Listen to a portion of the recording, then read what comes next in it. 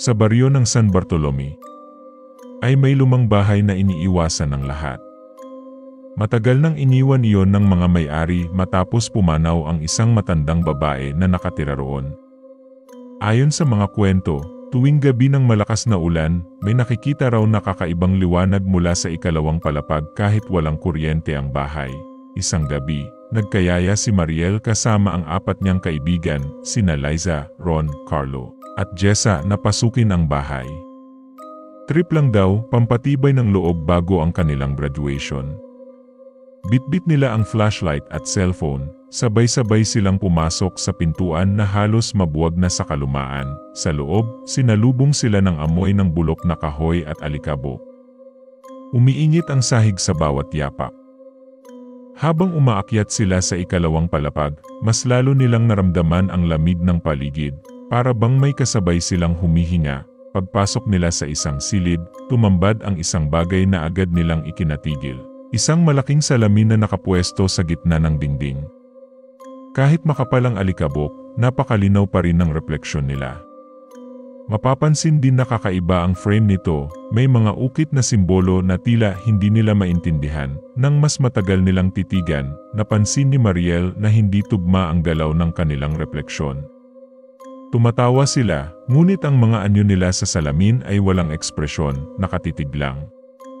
Lalong kinilabutan si Mariel nang makita niyang may isang dagdag na figura sa kanilang likuran. 5 lang tayo, di ba? Mahina niyang bulong, sabay-sabay silang lumingon. Walang tao sa likod nila. Ngunit sa salamin, malinaw ang imahe ng isang babaeng nakaputing mahaba ang buhok. Nakangiti ito at dahan-dahang kumaway sa kanila. Napatigil silang 5, parang napako sa kinatatayuan. Si Mariel ang unang nakapagsalita, nanginginig ang boses, "Guys, nakikita niyo ba yon?" Ayaw sanang umamin ng iba, pero sabay-sabay silang tumango. Nasa salamin pa rin ang babae, nakangiti at kumakaway. Ngunit sa totoong silid, wala naman talaga, baka.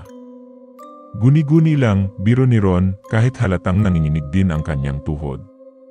Pero bago pa siya makalapit sa salamin, bigla itong kumalabog, parang may malakas na sumuntok mula sa loob, putik. "Did you see that?" Sigaw ni Carlo, agad na umatras, nanginginig si Liza habang nakaturo. "Tignan niyo." Dumadami siya. At totoo nga. Sa salamin, hindi na iisa ang babae. 3 na sila. Magkakamukha, nakaputing mahaba ang buhok, at sabay-sabay na nakangiti. Biglang bumukas ang pinto ng silid, kahit kanina pa nila ito isinara. Sumampal sa kanila ang malamig na hangin na parang may kasamang bulong. "Halika," si Jessa ay napaiyak, hawak-hawak ang braso ni Mariel. "Ayoko na dito, alis na tayo." Nagmadali silang lumabas, halos magkandahulog sa hagdan. Ngunit nang makababa sila, natigilan silang lahat dahil nasa sala mismo ng bahay ang salamin. Kanina nasa itaas iyon, pero paano nakababa nang wala namang gumalaw? At sa refleksyon nila, wala silang nakitang sarili. Ang nasa loob lamang ng salamin ay ang 5 babae na nakaputi, nakapila, at sabay-sabay na nakangiti sa kanila. Duguan ang kanilang mga mata. Hindi na nila alam kung saan tatakbo. Si Ron ang unang nagpilit buksan ang pinto palabas ng bahay, pero kahit anong hatak niya, ayaw bumukas. Para bang may nakaharang sa kabila, "Hindi pwede ito, kanina bukas lang to." Sigaw niya, habang nagpapanik sila, napansin ni Mariel na dahan-dahan na ring gumagalaw ang mga babaeng nasa salamin. Kanina'y nakatayo lang ang mga ito, ngunit ngayon ay unti-unti silang lumalapit mula sa loob, para bang may balak na lumabas. Isa-isa nilang narinig ang mga pangalan nila, bulong na parang galing sa ilalim ng tubig, Mariel, Liza, Ron, Carlo, Jessa. Napaluhod si Jessa sa takot, tinatakpan ang tenga. "Ayoko na. Ayoko na marinig." Sigaw niya, nanginginig. Biglang pumutok ang isa sa mga bumbilya sa kisame, sabay bumukas ang lahat ng pinto sa itaas na silid. Doon nila nakita ang mga aninong nakatayo sa bawat pintuan, mahahabang buhok, nakaputi, nakangiti, lahat ay nakatingin pababa sa kanila. Ano to? Bakit parang minamasdan nila tayo? Pabulong ni Carlo, habang nanginginig, lumapit si Mariel sa salamin, hawak ang flashlight. Ngunit nang tumapat ang ilaw, hindi nagpakita ang kanilang refleksyon, tanging mga babaeng iyon lamang. At sa isang iglap, lumapit ang isa sa mga mukha hanggang halos dumikit sa loob ng salamin, palitan kayo. Bulong nito, sabay ngiti na bumuka hanggang tenga, kitang-kita ang madidilim na gilagid na paatras si Mariel. Hindi sila basta multo. Gusto nilang, bago pa niya matapos, nagkaroon ng malakas na ugong. Ang salamin ay biglang nagpakita ng ibang imahe, silang 5, pero hindi buhay, nakahiga, duguan, at nakapako sa loob ng mismong salamin. Nanginginig na ang lahat. Hindi nila matanggap ang larawang ipinapakita ng salamin, ang sarili nilang mga katawan, duguan at walang buhay, hindi totoo to, panaginip lang to. Sigaw ni Liza, sabay hampas ng flashlight sa salamin. Pero imbes na mabasag, parang lumulubog ang flashlight sa mismong loob. Para bang tubig ang hinampas niya. Agad niyang binitawan iyon at natulala habang dahan-dahang nilalamon ng salamin ang gamit, Diyos ko. Bulong ni Carlo, halos mapaiyak, biglang may kamay na lumabas mula sa loob ng salamin, maputla, mahaba ang kuko, at agad na kumapit sa braso ni Ron. Napasigaw siya habang pilit kumakawala. Nakita nilang sinusubukang hilahin siya papasok, tulungan niyo ako. Sigaw ni Ron. Sabay-sabay silang kumapit kay Ron, hinila pabalik. Ramdam nilang malamig na parang yelo ang kamay na nakahawak sa kanya.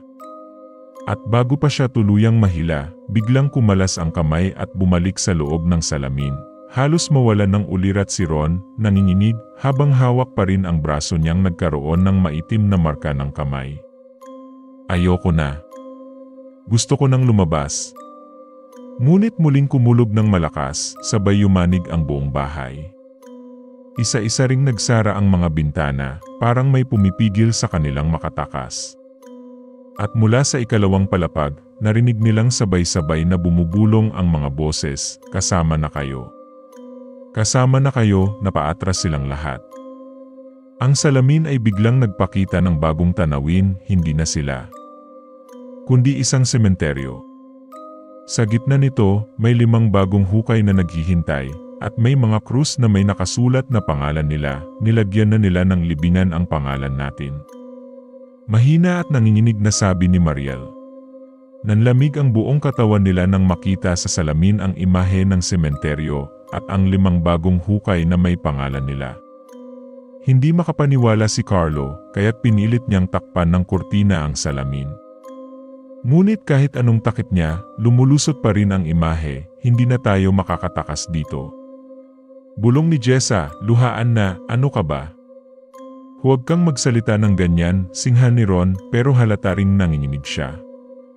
Ramdam nila ang presensya ng mga nilalang, parang nakapalibot na sa kanila, kahit hindi nakikita. Bigla silang nakarinig ng yabag mula sa hagdan, mabigat, mabagal, at palapit ng palapit. Napatitig sila sa direksyon nito. Unti-unting bumungad ang isang babae na nakaputi. Mahaba ang buhok at nakatungo ang ulo. Puno ng dugo ang mga paa, at sa bawat hakbang niya'y may bakas na pula sa sahig, Diyos ko. Siya yung nasa salamin. Bulong ni Liza, lahat sila umatras, pero nakasandal pa rin ang salamin sa dingding. At nang mapansin nila, hindi na iisa ang babaeng bumababa ng hagdan, 4 pa ang sumunod, magkakamukha, at sabay-sabay na bumubulong ng isang salita, Isama. Isama. Isama, napaluhod si Jessa sa takot, yakap-yakap si Mariel. Hindi ko na kaya. Ayoko na. Biglang nagdilim ang paligid. Ang tanging liwanag na naiwan ay mula sa loob ng salamin. At doon nila nakita ang mga sarili nila, nakatayo sa sementeryo, unti-unting ibinabaon sa 5 hukay ng mga babaeng nakaputi. Hindi tututu. Nanginginig na wika ni Carlo, pero naramdaman nilang may humihila na rin sa kanilang mga paa. Isa-isa, parang tinutulak sila palapit sa salamin, lalaban tayo. Sigaw ni Mariel kahit nanginginig ang boses niya. Pero sa likod ng sigaw niya, may narinig silang isa pang tinig. Mula sa loob mismo ng salamin, hindi na kayo makakatakas. Kumakabog ang dibdib ni Mariel habang nakatitig sa salamin. Ang sarili nilang mga anyo sa loob ay patuloy na ibinabaon sa lupa, unti-unting nawawala sa liwanag. Samantala, sa totoong mundo, ramdam nilang may malamig na kamay na humihila sa kanilang mga paa, hindi. Hindi ako papayag. Sigaw ni Ron sabay suntok sa salamin. Ngunit imbes na mabasag, lumubog ang kamay niya sa loob nito, para bang tubig ang harang. Bigla siyang hinatak ng isang maputlang braso mula sa loob, Ron. Sigaw nila sabay-sabay. Hinila nila siya pabalik pero kalahati na ng katawan niya ang nasa salamin. Nakikita nila ang kanyang mukha sa loob, maputla, nakadilat, at parang unti-unti nang nawawala ang buhay. Huwag kayong bibitaw. Sigaw ni Mariel, nanginginig ang boses.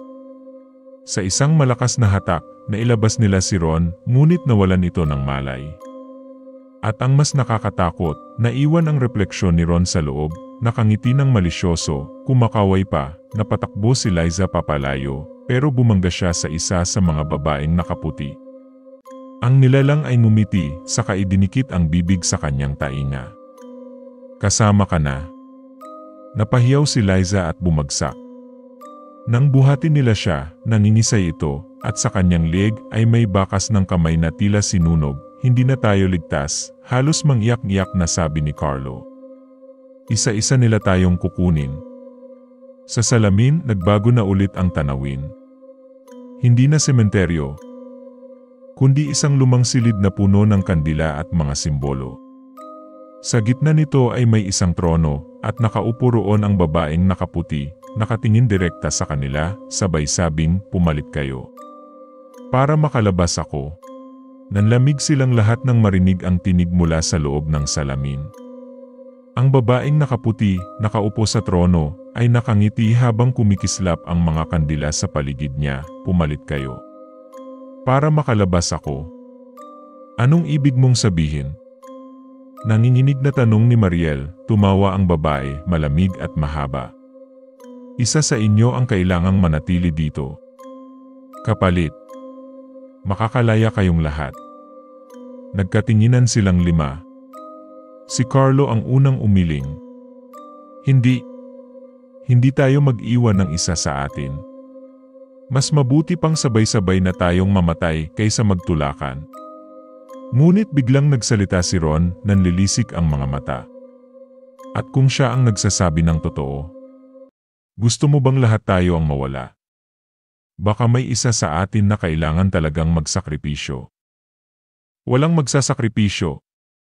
Sigaw ni Mariel, ngunit ramdam niyang kumukulo ang takot sa kanyang dibdib. Nakikita niyang nagkakawatak-watak na sila, muling yumanig ang bahay, at sa bawat pagyanig, mas lumalakas ang paghila ng mga kamay mula sa salamin. Si Jessa ay napasigaw, halos kalahati na ng katawan ang nakalubog.